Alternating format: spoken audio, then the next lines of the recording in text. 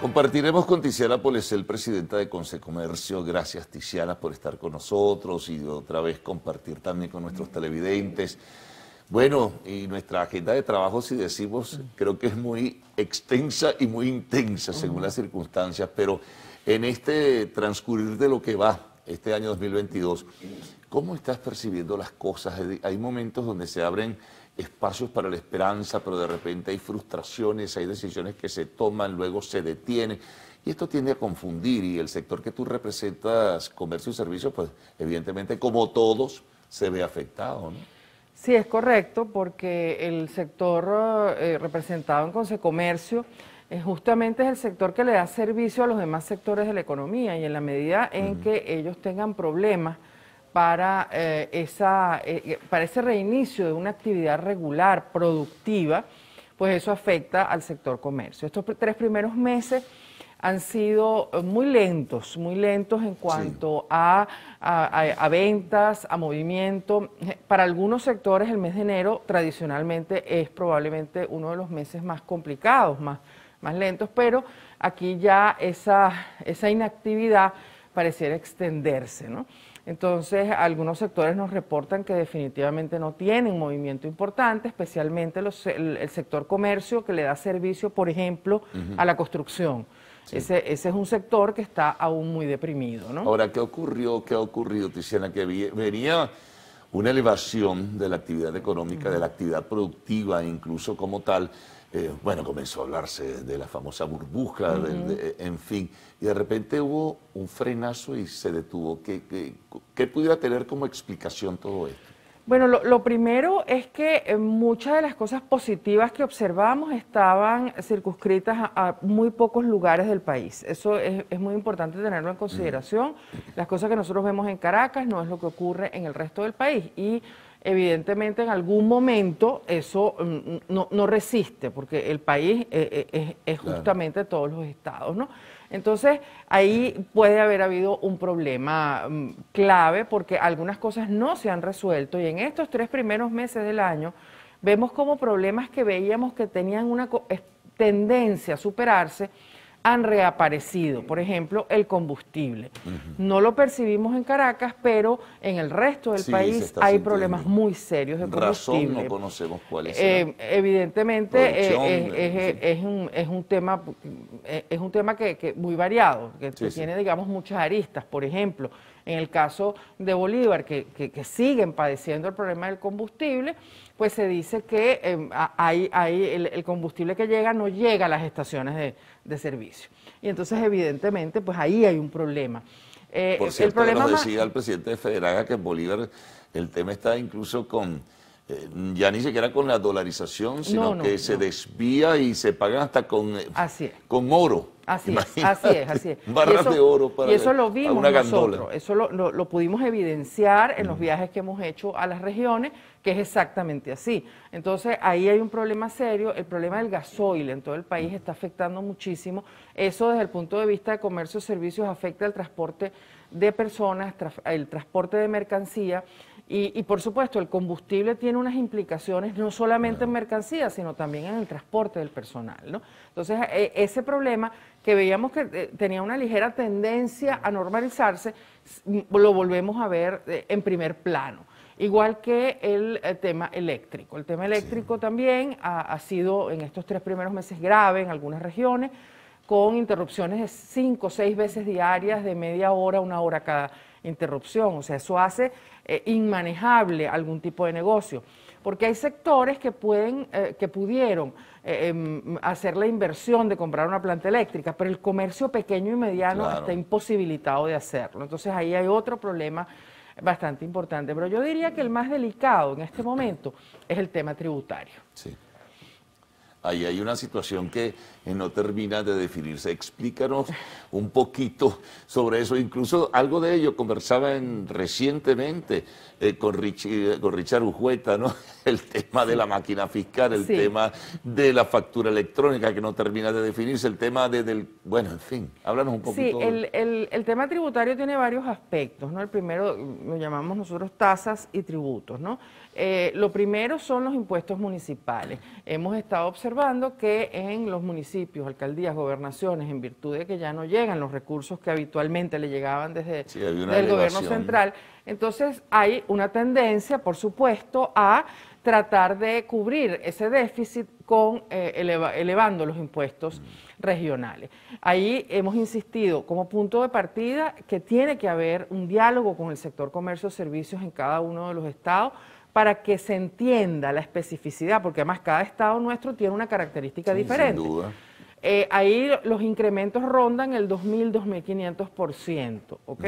Luego están los servicios públicos vinculados, que son tasas como el aseo urbano, entre otros, que también ha sufrido unos incrementos importantes.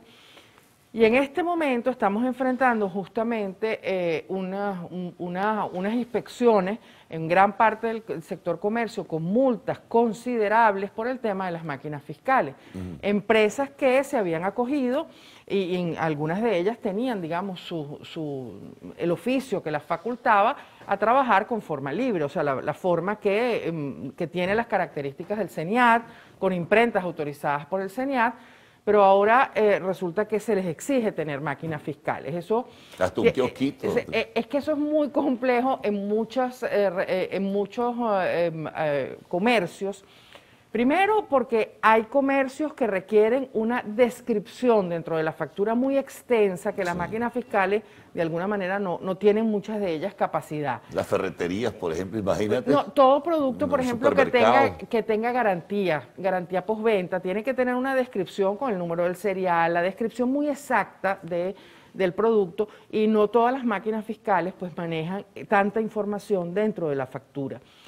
Entre otras cosas, como esto de alguna manera toma por sorpresa a muchos comerciantes, tienen una cantidad de facturas emitidas muy grande que tienen que descartar. Y el tercer aspecto es el costo de la máquina fiscal. El comercio pequeño y mediano, pues le va a costar mucho trabajo. 700, 800 dólares más o menos. Empiezan. Ese es el... Y hay un tema también allí presente, Tiziana, que es el de la factura electrónica, que nadie se explica cómo todavía no se ha implementado el tema de la factura electrónica. ¿Cuál puede ser la razón? Bueno, evidentemente la desconocemos, hemos estado pidiendo una audiencia con las autoridades del CENIAT, porque tenemos muchos puntos pendientes, hay también multas por pagos extemporáneos, hay una cantidad de aspectos que tienen que ver con el CENIAT, nos encantaría poderlo conversar en persona, tenemos una solicitud de audiencia, porque es importante también que ellos entiendan cómo funciona el negocio. En el mundo entero ya se trabaja con facturas digitales. Nosotros esa propuesta la hicimos hace más de 2 años desde el Consecomercio a la Asamblea, al CENIAT, y vemos que no hay esa intención. Pero por otro lado, vemos que hay declaraciones tanto del presidente como de otras autoridades que hablan de ir hacia una economía digital. Para ir a una economía digital es indispensable que exista la factura digital. Bueno, hagamos una pausa, Tiziana. Conversamos con Tiziana Polecel, presidenta de Consecomercio.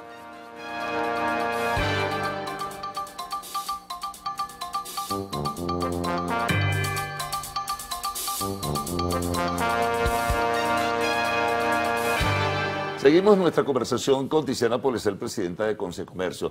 Tiziana, un tema importante, ¿no?, que está presente y vigente, el tema de la transaccionalidad, en fin, la entrada en vigencia de la reforma de la ley del impuesto a las transacciones financieras. ¿Cómo lo está manejando el sector en este momento? Bueno, se están haciendo, digamos, todas las consideraciones. Creo que una reflexión y se dieron cuenta que esa implementación tal cual como inicialmente se presumía no era posible establecer. Es muy complejo, pero quizás espero que hayamos de alguna manera inclusive comprendido que una ley como esta es abrirle la puerta a la informalidad, lamentablemente. Sí. O sea, nosotros hemos insistido desde el sector comercio-servicio de la importancia que es que entre todos luchemos contra la informalidad. La informalidad le afecta al fisco, pero más afecta al comercio formal, claro, que es el que se ve más perjudicado, ¿no? No, y el nivel de la evasión que se iba a multiplicar. Claro, informalidad.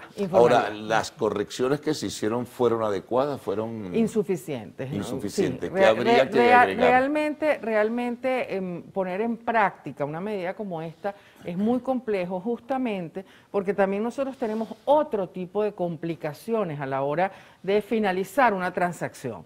O sea, persiste el tema del vuelto, a pesar de que la ministra de Comercio nos convocó a una reunión donde nos dijo que debíamos hacer ese esfuerzo.